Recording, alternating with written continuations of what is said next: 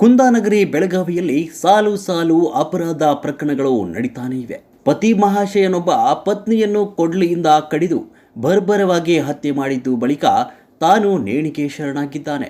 ಬೆಳಗಾವಿ ಜಿಲ್ಲೆಯ ಕಿತ್ತೂರು ಪೊಲೀಸ್ ಠಾಣಾ ವ್ಯಾಪ್ತಿಯಲ್ಲಿ ಈ ಘಟನೆ ನಡೆದಿದೆ. ತಾಯಿ ಮೃತಪಟ್ಟಿದ್ದಕ್ಕೆ ಪತ್ನಿ ತವರಿಗೆ ಹೋಗಲು ಮುಂದಾಗಿದ್ದಕ್ಕೆ ಮನುಷ್ಯತ್ವವನ್ನು ಮರೆತ ಪತಿ ಪತ್ನಿಯನ್ನೇ ಕೊಡಲಿಯಿಂದ ಕಡಿದು ಸಾಯಿಸಿದ್ದಾನೆ. ಇವತ್ತಿನ ಅವನ ತಾಯಿ ಆ ಹೆಣ್ಮಗಳ ತಾಯಿ ಅವರು ಊಟ ಕಟ್ಕೊಂಡು ಹೊಂಟಿರು. ಅವ್ರ ತಾಯಿಯವ್ರು ತಿರ್ಕೊಂಡಿದ್ರು ಅಂತ ಅದ್ರ ಸಂಬಂಧ ಅಂತಂಬ್ರಿ. ಆದ್ರೆ ಅವು ಬೇರೆ ನಾವು ಬೇರೆದವ್ರಿ. ಹಿಂಗಾಗಿ ಅವನ ಯಾವ ರಾಮಗೆ ನಮ್ಮ ಯಾವ ನಮಗೆ ಹಿಂಗಾಗಿ ಮನೆ ಹೊಂದಿಗೆ ಇದ್ರು ಏನೂ ಗೊಂತಾಗಿಲ್ಲ ನಮಗೆ. ಬೆಳಗಾವಿ ಜಿಲ್ಲೆ ಕಿತ್ತೂರು ತಾಲೂಕು ವ್ಯಾಪ್ತಿಯಲ್ಲಿ ಇವತ್ತು ಒಂದು ಮರ್ಡರ್ ಕೇಸ್ ಕೊಲೆ ಪ್ರಕರಣ ದಾಖಲಾಗಿದೆ.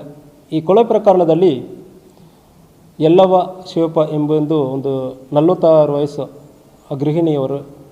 ಅವರಕ್ಕೂ ಗಂಡನಕ್ಕೂ ಜಗಳ ಆಗಿ ಈ ಮಧ್ಯದಲ್ಲಿ ಗಂಡ ಶಿವಪ್ಪ ತನ್ನ ಹೆಂಡತಿಯನ್ನೇ ಒಂದು ಕೊಡ್ಲಿಯಲ್ಲಿ ಒಡೆದು ಕುತ್ತಿಗೆಯ ಮೇಲೆ ಒಡೆದು ಸಾಯಿಸಿರೋದು ಕಂಡುಬಂದಿದೆ. ಇದಕ್ಕೆ ಹಿನ್ನೆಲೆ ನಾವು ವಿಚಾರಣೆ ಮಾಡೋ ಸಂದರ್ಭದಲ್ಲಿ ಇವರಿಬ್ಬರಕ್ಕೆ ಮನಸ್ತಾಪ ಮತ್ತು ಮನೆ ಕಟ್ಟಿರೋದಲ್ಲಿ ಸ್ವಲ್ಪ ಸಾಲ ಆಗಿರೋದ್ರ ಬಗ್ಗೆ ಕಂಡುಬಂದಿದೆ. ಸೊ ಆ ಸಾಲ ಆದಮೇಲೆ ಗಂಡ ಹೆಂಡತಿಗೆ ಸ್ವಲ್ಪ ಜಗಳ